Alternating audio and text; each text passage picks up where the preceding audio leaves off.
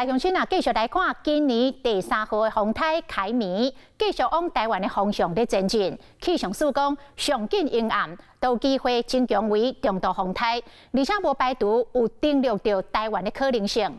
讲拜三24号的深夜到25号，会上挖进北海岸甲东北角。这个开眠风台来到香界界，台北市长蒋万安唔敢大意，一透早就到信义区来看防灾准备的状况。开眠风台就伫要来啊！工程人员把握时间，徛起咧分推修整树木，大型防灾。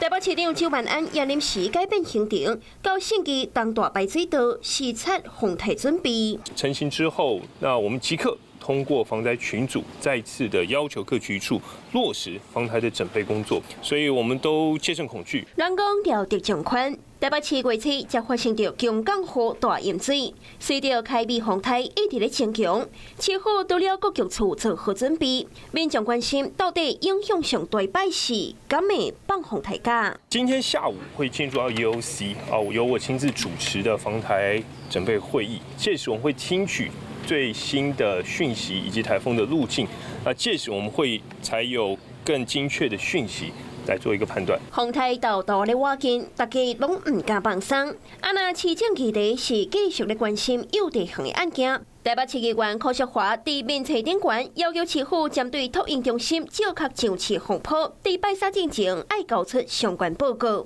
呼吁蒋市府卖个相比，进行跨局处的合作。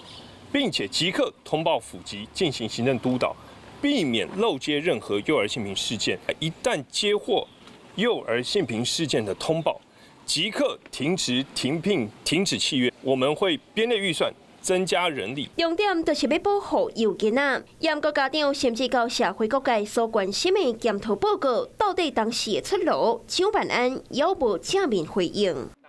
Hello， 我是雷亚。想要抢先掌握最及时的新闻资讯吗？赶快订阅、按赞、开启小铃铛，锁定华视新闻 YouTube 频道。